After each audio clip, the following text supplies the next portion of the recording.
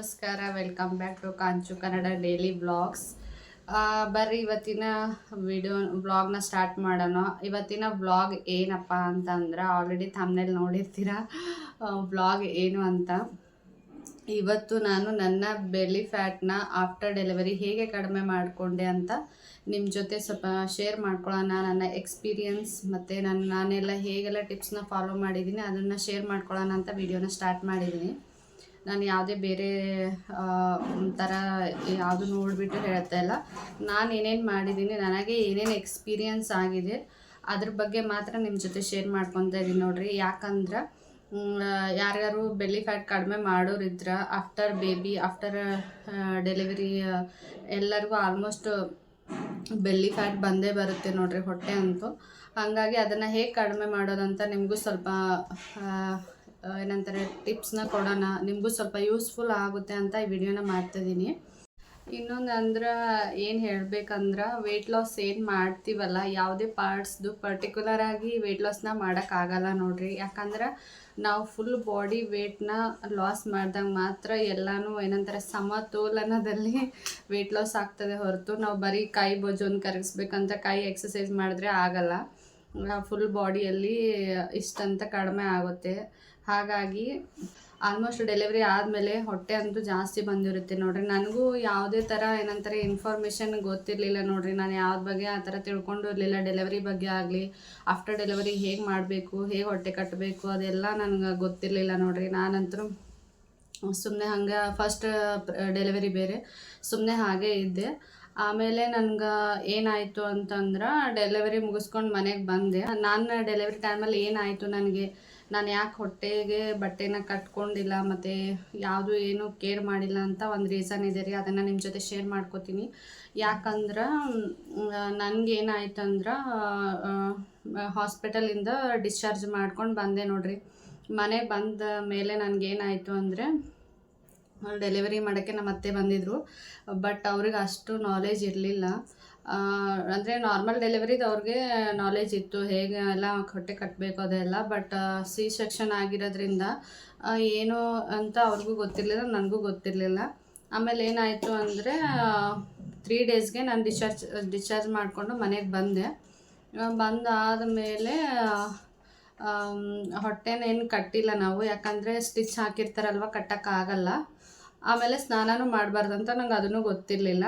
ನಮ್ಮ ಅತ್ತೆ ಏನಂದರು ಬೇರೆ ಯಾರಿಗೂ ಮಾಡಿದ್ದಾರೆ ಅಂತ, ಹಾಗಾಗಿ ಇಲ್ಲ ಹಾಕೋಬೋದು, ಸ್ನಾನ ಮಾಡ್ಬೋದು ಅಂತ ಅವ್ರೇನಂದರು ಸ್ನಾನ ಮಾಡಿಸಿದ್ರಿಪ್ಪ. ಅವತ್ತು ಎಷ್ಟು 4 ಡೇಸ್ಗೋ 5 ಡೇಸ್ಗೋ ಸ್ನಾನನ ಮಾಡಿಸಿದ್ರು. ಅದೇನು ಮಾಡ್ತು, ಅದರಲ್ಲಿ ನೀರು ಹತ್ತುತ್ತೆ ನೋಡಿರಿ. ನೀರು ಹತ್ತಬಾರ್ದು, ಯಾವುದೇ ಸ್ಟಿಚ್ ಆಗಿರೋದು, ಯಾವುದೇ ಒಂದು ಗಾಯ ಆಗಿರ್ತೈತಲ್ಲ ಅದಕ್ಕೆ ನೀರು ಹತ್ತಿದ್ರೆ ಏನಾಗ್ಬಿಡ್ತೈತಿ, ಅದು ಮತ್ತು ಬೇಗ ಮಾಯಂಗಿಲ್ಲ ಅದು, ಹಂಗೆ ಮತ್ತು ಇದು ಆಗ್ಬಿಡ್ತೈತೆ, ಗಾಯ ಹಾಕ್ಕೊಂತ ಹೋಗ್ಬಿಡ್ತದೆ. ಇನ್ನೊಂದೇನು ಪದ್ಧತಿ ಐತಿ ನಮ್ಮ ಕಡೆ ಅಂದ್ರೆ ಡೆಲಿವರಿ ಆದಮೇಲೆ ಕಂಪಲ್ಸರಿ ಸ್ನಾನ ಮಾಡಲೇಬೇಕು ಆ ಥರ ಇದೆ. 2 ಟೈಮ್ ಸ್ನಾನ ಮಾಡಿಸ್ತಾರೆ, ಬೆಳಿಗ್ಗೆ ಮತ್ತು ನೈಟ. ಹಾಗಾಗಿ ಅವ್ರಿಗೇನು ಟೆನ್ಷನ್ನು, ಒಂದು ಸಾರಿನೂ ಸ್ನಾನ ಮಾಡಿಲ್ಲ ಅಂದರೆ ಹೇಗೆ ಬಾಣಂತಿ ಆಗ್ಬಿಟ್ಟು ಅಂತ ಅವ್ರೇನು ಮಾಡಿಬಿಟ್ರು, ಸ್ನಾನನ ಮಾಡಿಸ್ಬಿಟ್ರು. ಹಾಗಾಗಿ ಅಲ್ಲಿ ನೋಡಿದ್ರೆ ನೀರು ಹೋಗಿಬಿಟ್ಟು ಅದು ಒಂಥರ ಗಾಯ ಥರ ಆಗ್ಬಿಡ್ತ್ರಿ. ನಂಗೆ ಸ್ಟಿಚ್ ಏನು ಹಾಕಿದ್ರಲ್ಲ ಸಿ ಸೆಕ್ಷನ್ದು, ಅದರಲ್ಲಿ ನೀರು ಇದು ಆಗಿಬಿಟ್ಟು ಒಂಥರ ಗಾಯ ಥರ ಆಗಿಬಿಡ್ತು. ಆಮೇಲೆ 9 ಡೇಸ್ಗೆ ಅವರು ಸ್ಟಿಚ್ ಓಪನ್ ಮಾಡೋಕ್ಕೆ ಬನ್ನಿ ಅಂತ ಹೇಳಿದರು. ಹಾಸ್ಪಿಟಲ್ಗೆ ಹೋದ್ವಿ. ಅಲ್ಲೇನು ಮಾಡಿದರು, ಕರ್ಗೋ ಥರ ಬರುತ್ತಲ್ವ, ಅದರಲ್ಲೇ ಬಾಡಿಯಲ್ಲೇ ಕರ್ಗೋ ಥರ ಸ್ಟಿಚ್ ಒಂದು ಹಾಕಿರ್ತಾರೆ ಮತ್ತು ಬಿಚ್ಚೋದೊಂದು ಇರುತ್ತೆ. ನನಗೆ ಆ ಥರ ಕರ್ಗೋ ಥರ ಹಾಕಿರಲಿಲ್ಲ ಅವರು, ಏನಂತಾರೆ ರಿಮೂವ್ ಮಾಡೋದು ಸ್ಟಿಚ್ ಹಾಕಿದರು. ಆವಾಗ ನಾನೇನು ಮಾಡಿದ್ವಿ, ಹೋದ್ವಿ. ಅವ್ರು ನೋಡಿದ್ರೆ ಹಾಗೆ ಬಿಡಲಿಲ್ಲ, ಅದನ್ನು ಗಾಯ ಆದ್ರೂ ಹಾಗೆ ರಿಮೂವ್ ಮಾಡಿಬಿಟ್ರು. ರಿಮೂವ್ ಮಾಡಿದ ತಕ್ಷಣ ಏನಾಗ್ಬಿಡ್ತು ಅಂದರೆ ಫುಲ್ ನಾನು ಏನು ಹಿಂಗೆ ಕಟ್ ಮಾಡಿ ಹೊಲಿಗೆ ಹಾಕಿರ್ತಾರಲ್ವ, ಅದು ಫುಲ್ ಓಪನ್ ಆಗಿಬಿಡ್ತು ನೋಡಿರಿ. ಹೆಂಗೆ ಕಟ್ ಮಾಡಿದ್ದಾರೆ ಹಾಗೆ ಓಪನ್ ಆಗಿಬಿಡ್ತು. ಅದು ನಾವೊಂದು ಸ್ನಾನ ಮಾಡಿಸಿದ ಒಂದೇ ಒಂದು ಮಿಸ್ಟೇಕಿಂದ ಇಷ್ಟೆಲ್ಲ ಆಯ್ತು ನೋಡಿರಿ. ಆಮೇಲೆ ಏನಾಯ್ತಪ್ಪ ಅಂತಂದ್ರೆ ನಾವು ಡಾಕ್ಟರ್ ಎಲ್ಲ ಏನಂದರು, ಮತ್ತೆ ರೀಸ್ಟಿಚ್ ಆಗಬೇಕು ಅಂತ ಅಂದರು. ಇಲ್ಲ ಅಂದರೆ ಬೇಗ ವಾಸಿ ಆಗಲ್ಲ, ಇದು ತುಂಬ ಟೈಮ್ ಹಿಡಿಯುತ್ತೆ, ನೀವು ಡೈಲಿ 2 ಡೇಸ್ಗೆ ಒಂದು ಸತಿ ಡ್ರೆಸ್ಸಿಂಗ್ ಮಾಡ್ಕೊಳಕ್ಕೆ ಬರಬೇಕು ಅಂತ ಹೇಳಿದರು. ಸರಿ ಆಯಿತು. ನನಗೆ ಇನ್ನೊಂದೇನಂದರೆ ಮತ್ತೆ ರೀಸ್ಟಿಚ್ ಹಾಕ್ತಾರೆ ಅಂದರೆ ನನಗೆ ಭಯ, ಫುಲ್ ಟೆನ್ಷನ್ ಆಗೋಯಿತು. ಏನಪ್ಪ ಈ ಥರ ಮತ್ತೆ ರೀಸ್ಟಿಚ್ ಹಾಕ್ತೀನಿ ಅಂತಾರೆ, ಮತ್ತೆ ಅನಸ್ತೇಷಿಯಾ ಕೊಡ್ತಾರೆ, ಮತ್ತೆ ನನಗೆ ಬ್ಯಾಕ್ ಪೇನ್ ಆಲ್ರೆಡಿ ಒಂದು ಸರಿ ತೊಗೊಂಡಿದ್ದಕ್ಕೆ ಈ ಥರ ಇದೆ, ಮತ್ತೆ ತೊಗೋಬೇಕಾ ಅಂತ ನನಗೆ ಅದು ಒಂದು ಟೆನ್ಷನ್ ನೋಡ್ರಿ. ನಾನು ರೀಸ್ಟಿಚ್ ಅಂತೂ ಹಾಕ್ಕೊಳಂಗಿಲ್ಲ. ಹೀಗೆ ಕಡಿಮೆ ಮಾಡ್ಕೊತೀನಿ, ಲೇಟ್ ಆದರೂ ಪರವಾಗಿಲ್ಲ ಅಂತ ನಾನೇನು ಮಾಡಿದೆ, ಹೀಗೆ ಡೈಲಿ ಡ್ರೆಸ್ಸಿಂಗ್ ಮಾಡೋದು ಇದ್ರ ಮೇಲೇ ಕಡಿಮೆ ಮಾಡ್ಕೊತೀನಿ ಮೇಡಮ್, ಟ್ಯಾಬ್ಲೆಟ್ಸ್ ಮೇಲೆ ಅಂತಂದೆ.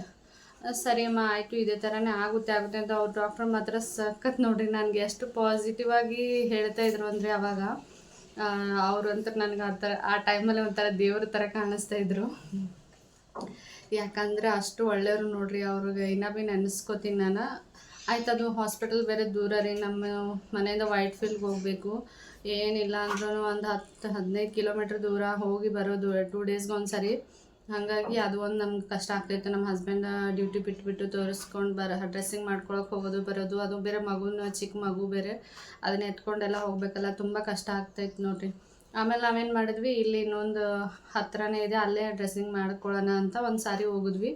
ಅವ್ರೇನು ಮಾಡಿದ್ರು ನನಗೆ, ಇಲ್ಲ ನೀವು ಯಾರು ಹೇಳಿದ್ದು ಕಡಿಮೆ ಆಗೋಲ್ಲ, ರೀಸ್ಟಿಚ್ ಹಾಕಲೇಬೇಕಂದ್ರು. ನನಗೆ ಫುಲ್ಲು ಶಾಕ್ ಆವಾಗ. ಮತ್ತೆ ಬೇಡ, ನಾವು ಅಲ್ಲಿಗೆ ಹೋಗೋಣ, ಪರವಾಗಿಲ್ಲ ಅದೇ ಡಾಕ್ಟ್ರ್ ಹತ್ರ ಅಂತ ಮತ್ತೆ ಅದೇ ಡಾಕ್ಟ್ರ್ ಹತ್ರನೇ ಹೋದ್ವಿ ನೋಡ್ರಿ. ಹೋಗ್ಬಿಟ್ಟು ಡೈಲಿ ಡ್ರೆಸ್ಸಿಂಗ್ ಮಾಡ್ಕೊಂಡು ಬರ್ತಾಯಿತ್ತು ಅದು. ಆಮೇಲೆ ಒಂದು 2 ತಿಂಗಳು ನೋಡ್ರಿ, ನನಗೆ ಆವಾಗ ಬೇರೆ ಮಳೆಗಾಲ ಇತ್ತು. ನನ್ನ ಡೆಲಿವರಿ ಆಗಿರೋ ಟೈಮ್ ಬಂದು ಜೂನ್ ಟೈಮಲ್ಲಿ ಆಗಿರೋದಲ್ವ, ಜೂನ್ 18ಗೆ ಆಗಿರೋದು. ಹಾಗಾಗಿ ಅವಾಗ ನೋಡಿದ್ರೆ ಮಳೆಗಾಲ ಇತ್ತು ನೋಡ್ರಿ. ಮಳೆಗಾಲದಾಗ ಆಲ್ಮೋಸ್ಟ್ ಮಳೆ ಬರೋದು ಆಯ್ತು, ವೆದರೆಲ್ಲ ಕೋಲ್ಡಾಗಿರ್ತದೆ, ಅಷ್ಟು ಬೇಗ ಗಾಯ ಏನಂತಾರೆ ಮಾಯಂಗಿಲ್ಲ ನೋಡ್ರಿ, ಕಡಿಮೆ ಆಗಂಗಿಲ್ಲ. ಅದು ಒಂದು ನನಗೆ ಏನಂತಾರೆ ಜಾಸ್ತಿ ದಿನ ಎಳೀತು ನೋಡ್ರಿ ಆ ಗಾಯ ಮಾಯಲಿಕ್ಕೆ.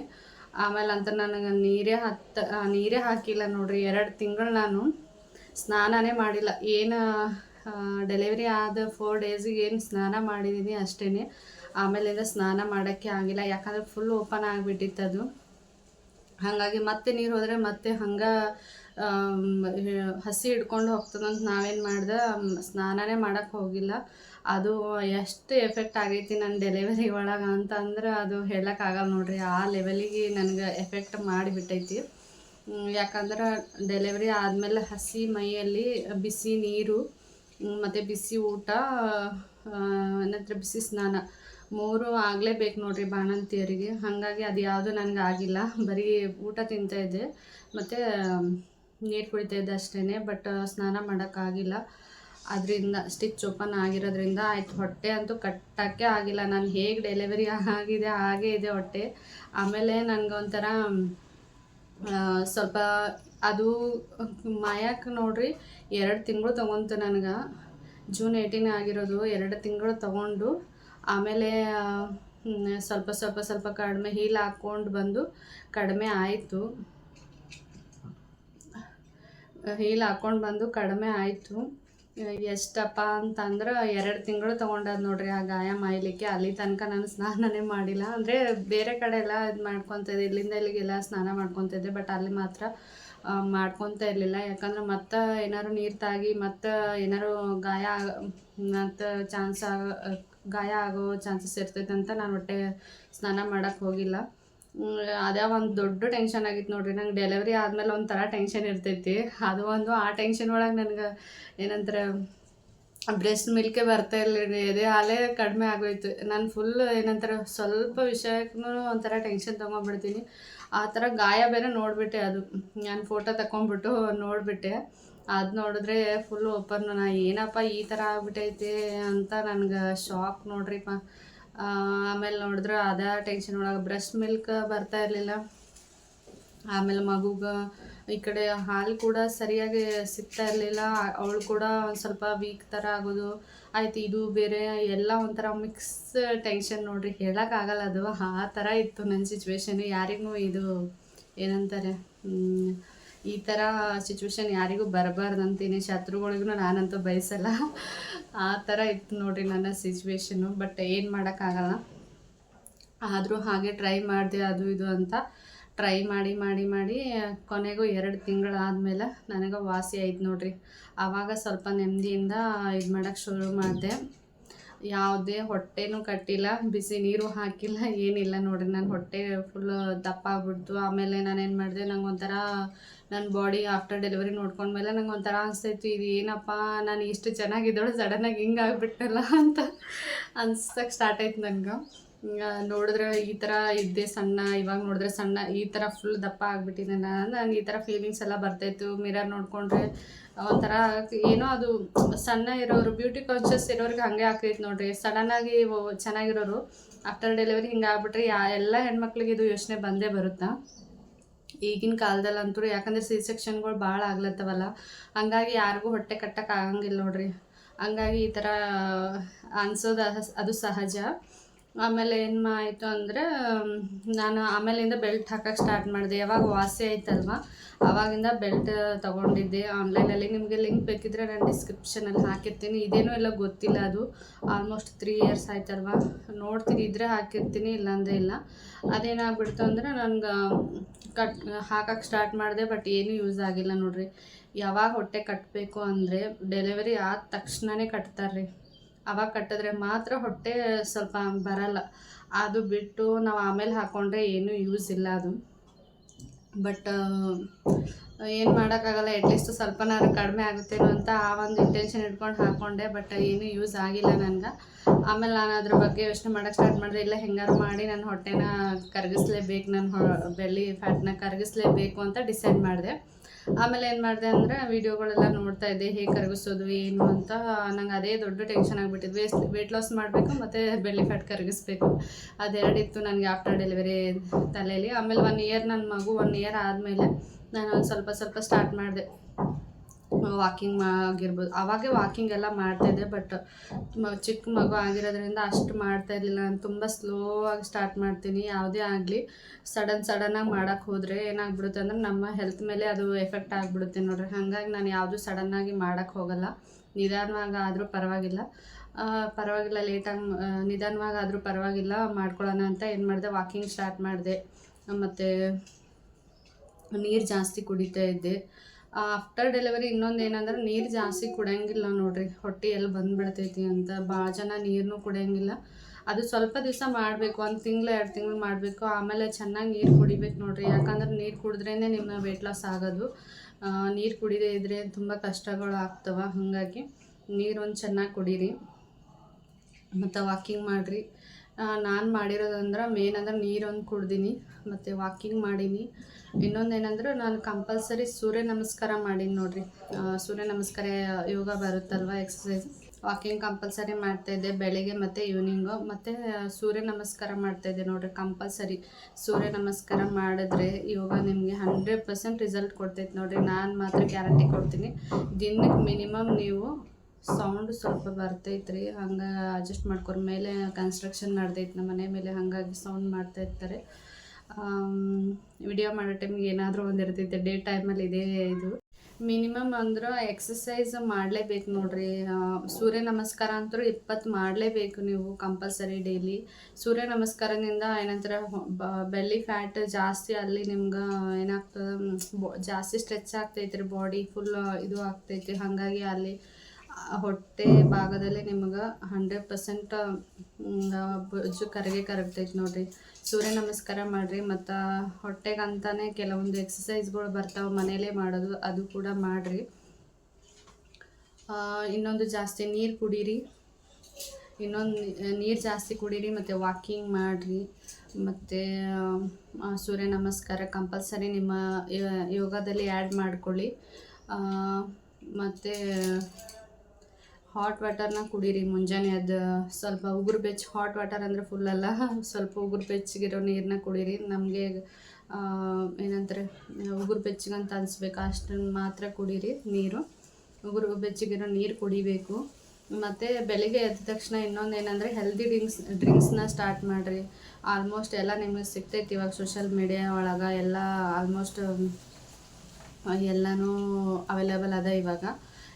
ಮನೆಯಲ್ಲೇ ಹೋಮ್ ರೆಮಿಡಿ ಏನೇನು ಮಾಡಬೇಕು ಅಂತ ಡ್ರಿಂಕ್ಸ್ಗಳೆಲ್ಲ ಬರ್ತಾವೆ, ಅದೆಲ್ಲ ಕುಡೀರಿ. ನಾನಂತೂ ಮನೆಯಲ್ಲೇ ನನಗೇನು ಅವೈಲೇಬಲ್ ಇರ್ತದೆ, ಮನೆ ಮದ್ದುಗಳು, ಮನೇಲಿ ಯಾವ ಇಂಗ್ರೀಡಿಯೆಂಟ್ಸ್ ಇರ್ತದೆ ಅದರಿಂದನೇ ನಾನು ಮಾಡ್ಕೊತೀನಿ ನೋಡಿರಿ. ಯಾವುದು ಹೊರಗಡೆಯಿಂದೇನು ತಗೊಂಬರಲ್ಲ. ನಿಮ್ಗೆ ಆಲ್ರೆಡಿ ನನ್ನ ಡೈಲಿ ರುಟೀನ್ ನೋಡ್ತಾ ಇದ್ರೆ ಗೊತ್ತಿರುತ್ತೆ ಅವ್ರಿಗೆಲ್ಲ. ನಾನು ಬೆಳಗ್ಗೆದು ಏನು ನೀರನ್ನ ಕುಡಿತೀನಿ ಅಂತ, ಅದನ್ನೆಲ್ಲ ಕುಡಿಯೋಕ್ಕೆ ಸ್ಟಾರ್ಟ್ ಮಾಡಿರಿ. ಇನ್ನೊಂದು ಆಫ್ಟರ್ ಡೆಲಿವರಿ ಏನಾಗ್ಬಿಡುತ್ತಂದ್ರೆ ಜಾಸ್ತಿ ಪ್ರೋಟೀನ್ ತಿನ್ಬೇಕು ನೋಡಿರಿ. ಯಾಕಂದ್ರೆ ಡೆಲಿವರಿ ಆಗಿಬಿಟ್ಟು ಏನಾಗ್ಬಿಡುತ್ತೆ, ಒಂಥರ ವಿಟ್ಯಾಮಿನ್ಸ್ ಎಲ್ಲ ಕಡಿಮೆ ಆಗಿರ್ತೈತೆ ಬಾಡಿ ಒಳಗೆ. ಹಾಗಾಗಿ ನೀವು ಎಷ್ಟೇ ಪ್ರೋಟೀನ್ ತಿಂದ್ರೂ ಕಡಿಮೆ ಐತಿ. ಹಾಗಾಗಿ ಆಲ್ಮೋಸ್ಟ್ ಹೆಲ್ದಿ ಫುಡ್ ತಿನ್ನಿರಿ, ಮನೆಯಲ್ಲಿ ಮಾಡಿರೋ ಅಡುಗೆಗಳು ಮತ್ತು ಹೆಲ್ದಿ ಫುಡ್ಡು, ಹೆಲ್ದಿ ಅಂದರೆ ಪ್ರೋಟೀನ್ ಎಲ್ಲ ತಗೊಳ್ರಿ. ಡ್ರೈ ಫ್ರೂಟ್ಸ್ ಆಗಿರ್ಬೋದು, ತರಕಾರಿ, ಹಣ್ಣುಗಳು ಮತ್ತು ಕಾಳುಗಳೆಲ್ಲ ತಗೋರಿ. ಆಯಿತು. ಕಂಪಲ್ಸರಿ ಎಕ್ಸಸೈಸ್ ಅಂತೂ ಮಾಡಿರಿ ಡೈಲಿ. ನಿಮ್ಮ ಡೈಲಿನೇ ಇದು ಒಂದು ರುಟೀನ್ ಹಾಕ್ಕೊಂಡು ಹೋದ್ರೆ ಅಂದ್ರೆ 100% ನಿಮ್ಗೆ ಬೆಳ್ಳಿ ಫ್ಯಾಟ್ ಕಡಿಮೆ ಆಗ್ತೈತೆ ನೋಡಿರಿ. ಇನ್ನೊಂದು ಏನಂದ್ರೆ ಕೆಲವೊಬ್ಬರು ಮೈಂಡ್ಸೆಟ್ ಹೆಂಗಿದೆ ಅಂದ್ರೆ, ಇಲ್ಲ ಡೆಲಿವರಿ ಟೈಮಲ್ಲಿ ಹೊಟ್ಟೆ ಕಟ್ಟಿಲ್ಲ ಅಂದರೆ ಅದು ಕಡಿಮೆನೇ ಆಗಲ್ಲ ಅನ್ನೋ ಒಂದು ಮೈಂಡ್ಸೆಟ್ ಐತೆ ನೋಡಿರಿ. ಆ ಥರ ಹೇಳ್ತಾ ಇರ್ತಾರೆ, ಅದು ಯಾವುದು ಕೇಳೋಕ್ಕೆ ಹೋಗಬೇಡ್ರಿ. ಯಾಕಂದರೆ ಆಫ್ಟರ್ ಡೆಲಿವರಿ ಹೊಟ್ಟೆ ಕಟ್ಟದೇನೆ ಎಷ್ಟೋ ಜನ ಬೆಲ್ಲಿ ಫ್ಯಾಟ್ನ ಕಡಿಮೆ ಮಾಡಿರೋರು ಇದ್ದಾರೆ. ಕಡಿಮೆ ಆಗುತ್ತೆ ಕೂಡ, ನಾನು ಗ್ಯಾರಂಟಿ ಕೊಡ್ತೀನಿ ನಿಮ್ಗೆ. ಇದು ಯಾವುದು ಫೇಕ್ ಅಲ್ಲ. ಯಾಕಂದರೆ ನನ್ನ ಲೈಫಲ್ಲಿ ಆಗಿರೋ ಎಕ್ಸ್ಪೀರಿಯೆನ್ಸನ್ನ ನಿಮ್ಮ ಜೊತೆ ಶೇರ್ ಮಾಡ್ಕೊತಾ ಇದ್ದೀನಿ. ನೀವೇ ನೋಡ್ತಾ ಇರ್ಬೋದು, ನನ್ನ ಇವಾಗಿನ ರೀಸೆಂಟ್ ಪಿಕ್ಗಳು ನೋಡ್ರಿ ನೀವು. ನಾನು ಫುಲ್ ಬೆಲ್ಲಿ ಫ್ಯಾಟೆಲ್ಲ ಕಡಿಮೆ ಆಗೈತೆ. ಯಾಕಂದ್ರೆ ನಾನು ಆ ರುಟೀನ್ನ ಫಾಲೋ ಮಾಡ್ಕೊಂಡು ಬಂದೀನಿ. ಇವಾಗೇನು ನಾನು ಹೇಳ್ತಾ ಇದ್ದೀನಲ್ವ, ಅದನ್ನೆಲ್ಲ ನಾನು ನಿಮ್ಗೆ ಫಾಲೋ ಮಾಡಿರೋದೇ ನಿಮ್ಮ ಜೊತೆ ಶೇರ್ ಮಾಡ್ತಾ ಇರೋದು. ಬೆಲ್ಲಿ ಫ್ಯಾಟ್ ಕಡಿಮೆ ಆಗಲ್ಲ ಅನ್ನೋದೆಲ್ಲ ತಲೆಯಿಂದ ತೆಗೆದು ಹಾಕ್ರಿ, ಹಾಗೇ ಆಗುತ್ತಾ. ಬಟ್ ನೀವು ಡೈಲಿ ಅದನ್ನು ಮಾಡಬೇಕಷ್ಟೇ. ಮಾಡಿದ್ರೆ ಖಂಡಿತ ರಿಸಲ್ಟ್ ಸಿಗುತ್ತೆ ನಿಮ್ಗೆ. ಇನ್ನೊಂದು ಏನಪ್ಪ ಪದ್ಧತಿ ಅಂದ್ರೆ, ಹಿಂದಕ್ಕಿನ ಜನ ಹೆಂಗಂದ್ರೆ ಅವಾಗೆಲ್ಲ ನಾರ್ಮಲ್ ಡೆಲಿವರಿ ಜಾಸ್ತಿ ಆಗ್ತಾಯಿದ್ವು ನೋಡ್ರಿ. ಹಾಗಾಗಿ ಏನು ಮಾಡ್ತಿದ್ರು, ಅವ್ರು ಡೆಲಿವರಿ ಆದ ತಕ್ಷಣ ಹಳೇದು ಯಾವ್ದಾದ್ರು ಬಟ್ಟೆ, ಕಾಟನ್ ಬಟ್ಟೆನ ಟೈಟಾಗಿ, ಅದು ಒಂದು ಪ್ರಾಸೆಸ್ ಇದೆ ರೀ ಕಟ್ಟೋದು. ಅದನ್ನು ನನಗೆ ಅಷ್ಟು ಗೊತ್ತಿಲ್ಲ ಅದ್ರ ಬಗ್ಗೆ, ಹೇಗೆ ಕಟ್ಟೋದು ಅಂತ ನಾನು ನೋಡೂ ಇಲ್ಲ. ನಾನದು ಕಟ್ಟೂ ಇಲ್ಲ, ಬೆಲ್ಟ್ ಹಾಕಿರೋದಷ್ಟೇ. ಅದು ಆ ಥರ ಮಾಡಿದ್ರೂ ಕಡಿಮೆ ಆಗ್ತೈತೆ ನೋಡಿರಿ. ಆ ಟೈಮಲ್ಲಿ ಡೆಲಿವರಿ ಆದ ತಕ್ಷಣವೇ ಕಟ್ತಾರೆ ದೊಡ್ಡವರೆಲ್ಲ, ಹಿರಿಯರು, ಆವಾಗಿನ ಜನಗಳೆಲ್ಲ. ಅದು ಮಾಡಿದ್ರೂ ಕೂಡ ಕಡಿಮೆ ಆಗ್ತೈತೆ ಬೆಲ್ಲಿ ಫ್ಯಾಟ್. ಹೊಟ್ಟೆನೇ ಬರೋಂಗಿಲ್ಲ ನಿಮ್ಗೆ ಅದು ಕಟ್ಟಿದ್ರಂತೂ. ಕಂಟಿನ್ಯೂಸ್ ಆಗಿ ಒಂದು 15 ದಿವಸ ಏನು ಕಟ್ತಾರೆ. ಅದು ಹಳ್ಳಿ ಕಡೆ, ಊರ ಕಡೆ ಎಲ್ಲ ಕಟ್ತಾರೆ. ನಮ್ಮ ಉತ್ತರ ಕರ್ನಾಟಕ ಕಡೆ ಜಾಸ್ತಿ ಅದು ಬಟ್ಟೆ ಕಟ್ಟೋ ಪದ್ಧತಿ. ಆಲ್ಮೋಸ್ಟ್ ನಾರ್ಮಲ್ ಡೆಲಿವರಿ ಯಾರಿಗೆ ಆಗಿರ್ತೈತಲ್ಲ ಅವರೆಲ್ಲ ಹೊಟ್ಟೆನೇ ಕಟ್ತಾರೆ ನೋಡ್ರಿ. ನಮ್ಮ ಕಡೆ ಯಾರಿಗೂ ಹೊಟ್ಟೆನೇ ಬರೋಂಗಿಲ್ಲ. ಬಟ್ ಈ ಸೆಕ್ಷನ್ ಆದವ್ರಿಗೆ ಸ್ವಲ್ಪ ಕಷ್ಟ ನೋಡ್ರಿ. ಹೊಟ್ಟೆ ಕಟ್ಟೋದಾಗಲಿ, ಬಟ್ಟೆ ಕಟ್ಟೋದಾಗಲಿ ಸ್ವಲ್ಪ ಕಷ್ಟ ಆಕೈತೆ. ಯಾಕಂದರೆ ಸ್ಟಿಚ್ಚು ಅದು ಮಾಯ ಗಂಟ ನೀವು ಹೊಟ್ಟೆ ಕಟ್ಟೋಕ್ಕಾಗಂಗಿಲ್ಲ. ಕೆಲವೊಬ್ರು ಹಾಕ್ಕೊತಾರಂಥ ಬೆಲ್ಟ್. ನನಗೇನು ಭಯ ಅಂದ್ರೆ, ಆಲ್ರೆಡಿ ನಂದು ಸ್ಟಿಚ್ಚೇ ಓಪನ್ ಆಗಿಬಿಟ್ಟೈತೆ. ನಾನೇನು ಕಟ್ಟೂ ಇಲ್ಲ, ಕಟ್ಟದೇನೆ ಆ ಥರ ಆಗಿಬಿಟ್ಟೈತೆ. ಆಯಿತು. ಏನಂತಾರೆ, ಬೆಲ್ಟ್ ಆಮೇಲೆ ಬೆಲ್ಟ್ ಹಾಕ್ಕೊಂಡ್ರೂ ಏನು ಯೂಸ್ ಇಲ್ಲ ನೋಡಿರಿ. ನಾವು ಮೇನ್ ಅಂದ್ರೆ ಎಕ್ಸಸೈಸ್ ಮಾಡಬೇಕು, ಮತ್ತು ಡ್ರಿಂಕ್ಸ್ ಕುಡಿಬೇಕು, ವಾಕಿಂಗು ಮತ್ತು ಹೋಮ್ ಫುಡ್. ಇಷ್ಟರ ಮೇಲೆ ಆರಾಮಾಗಿ ಬೆಲ್ಲಿ ಫ್ಯಾಟ್ನ ಕಡಿಮೆ ಮಾಡ್ಕೋಬೋದು ನೋಡಿರಿ ನನ್ನ ಪ್ರಕಾರ. ಇನ್ನೊಂದು ಏನಂದ್ರೆ, ನೀವು ಬೇರೆ ವೇನಲ್ಲೂ ಮಾಡ್ಕೋಬೋದು. ಅದು ಏನಪ್ಪ ಅಂದ್ರೆ, ಜಿಮ್ಮು ಮತ್ತು ಪ್ರೋಟೀನ್ ಪೌಡ್ರೆಲ್ಲ ಕುಡ್ದು ಆ ಥರನೂ ಮಾಡ್ಕೋಬೋದು. ಆ ಥರ ಜಿಮ್ಗೆಲ್ಲ ಹೋಗೋಕ್ಕಾಗಲ್ಲ. ನಾವು ಹೌಸ್ ವೈಫ್ಸು ಮನೇಲೇ ಮಾಡ್ಕೋಬೇಕು ಅಂದರೆ ಈ ಟಿಪ್ಸ್ಗಳನ್ನ ನಾನು ಏನೇನು ಹೇಳಿದ್ದೀನಲ್ಲ ಅದು ಫಾಲೋ ಮಾಡಿಕೊಂಡ್ರೆ ಆಯ್ತು ನೋಡಿರಿ. ಆರಾಮಾಗಿ ನೀವು ಅದು ಬೆಲ್ಲಿ ಫ್ಯಾಟ್ನ ಕಡಿಮೆ ಮಾಡ್ಕೋಬೋದು. ಜಿಮ್ಗೆ ಹೋಗೋ ಅವಶ್ಯಕತೆ ಏನಿರಲ್ಲ. ಕೆಲವೊಬ್ರಿಗೆ ಹೋಗೋಕ್ಕಾಗುತ್ತೆ, ಕೆಲವೊಬ್ರಿಗೆ ಹೋಗೋಕ್ಕಾಗಲ್ಲ. ಕೆಲವೊಬ್ರು ಮನೇಲಿ ಪರ್ಮಿಷನ್ ಇರುತ್ತೆ, ಕೆಲವೊಬ್ರು ಮನೇಲಿ ಪರ್ಮಿಷನ್ ಕೊಡಲ್ಲ. ಹಾಗಾಗಿ ನೀವು ಆರಾಮಾಗಿ ನಿಧಾನವಾಗಿ ಹೆಲ್ದಿಯಾಗಿ ಮನೇಲೇ ಈ ಥರ ನಿಮ್ಮ ಏನಂತಾರೆ ಹೊಟ್ಟೆನ ಕಡಿಮೆ ಮಾಡ್ಕೋಬೋದು ನೋಡಿರಿ, ಹೊಟ್ಟೆ ಬೊಜ್ಜನ್ನ. ಇನ್ನೊಂದು ಏನಂದ್ರೆ, ಊಟ ಯಾವ ಲಿಮಿಟ್ ತೊಗೊಳ್ರಿ. ಆಫ್ಟರ್ ಡೆಲಿವರಿ ಜಾಸ್ತಿ ಊಟ ಮಾಡ್ತೀವಲ್ವ, ಹಾಗಾಗಿ ಜಾಸ್ತಿ ಹೊಟ್ಟೆ ಬಂದಿರುತ್ತೆ. ಸ್ವಲ್ಪ ಕಂಟ್ರೋಲ್ ಮಾಡ್ಕೊಂಡು ಬನ್ನಿ. ಇಷ್ಟೇ ಊಟ ಅಂತ 3 ಟೈಮ್ ಊಟ, ಮತ್ತು ನೀರು, ಹೆಲ್ದಿ ಡ್ರಿಂಕ್ಸು, ಎಕ್ಸಸೈಸು ಮತ್ತು ವಾಕಿಂಗು ಇಷ್ಟೆಲ್ಲ ಮಾಡ್ಕೊಂಡು ಬಂದರೆ, ಒಂದು ರುಟೀನ್ ಹಾಕ್ಕೊಂಬಿಡ್ರಿ. ಬೆಳಗ್ಗೆ ಎದ್ದ ತಕ್ಷಣ ಇಷ್ಟು ಮಾಡಬೇಕು, ಇಷ್ಟು ಟೈಮಿಗೆ ಈ ಥರ ಮಾಡಬೇಕಂತ ಮಾಡ್ಕೊಂಡು ಬಂದರೆ, ಒಂದು ರುಟೀನ್ ಹಾಕ್ಕೊಂಡು ಬಂದರೆ ಖಂಡಿತ ನಿಮ್ಮ ಹೊಟ್ಟೆ ಬೊಜ್ಜು ಕೂಡ ಕರಗಿಸ್ಬೋದು. ಮತ್ತು ನೀವು ವೆಯ್ಟ್ ಲಾಸ್ ಕೂಡ ಮಾಡ್ಬೋದು, ಮತ್ತು ಸಣ್ಣ ಕೂಡ ಆಗ್ತೀರಾ. ಯಾವ ಡ್ರೆಸ್ ಕೂಡ ಹಾಕ್ಕೋಬೋದು ನೀವು, ಅಷ್ಟು ಚೆನ್ನಾಗಿ ಕಾಣಿಸ್ತೀರಾ. ಇದನ್ನೆಲ್ಲ ಫಾಲೋ ಮಾಡಿರಿ, ಖಂಡಿತ ಬೆಲ್ಲಿ ಫ್ಯಾಟ್ ಕಡಿಮೆ ಆಗುತ್ತಾ. ನನ್ನ ಲೈಫಲ್ಲಿ ಆಫ್ಟರ್ ಡೆಲಿವರಿ ಏನೇನು ಆಯಿತು ಅಂತ ನಾನು ನಿಮ್ಮ ಜೊತೆ ಶೇರ್ ಮಾಡ್ಕೊಂಡಿದ್ದೀನಿ. ಇದು ಯಾವುದೇ ಫೇಕ್ ಇಲ್ಲ ನೋಡಿರಿ, ನಾನು ಅನುಭವಿಸಿರುವಂಥ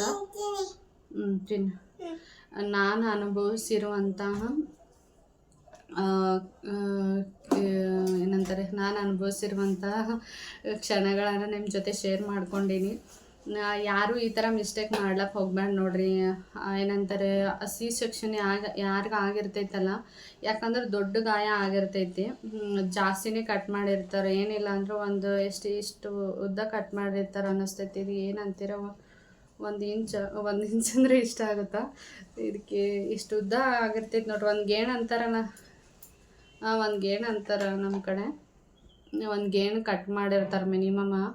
ಅದು ಯಾಕಂದ್ರೆ ದೊಡ್ಡ ಗಾಯ ಆಗಿರೋದ್ರಿಂದ ಅಷ್ಟು ಬೇಗ ವಾಸಿ ಆಗಂಗಿಲ್ಲ. ಹಾಗಾಗಿ ಯಾರು ನನಗೆ ಎಕ್ಸ್ಪೀರಿಯನ್ಸ್ ಆಗಿರೋ ಪ್ರಕಾರ ಸ್ಟಿಚ್ ಯಾವಾಗ ನಿಮ್ಗೆ ರಿಮೂವ್ ಮಾಡ್ತಾರಲ್ವ ಅಲ್ಲಿ ಗಂಟ ಸ್ನಾನ ಮಾಡೋಕ್ಕೆ ಹೋಗ್ಬೇಡ ನೋಡ್ರಿ.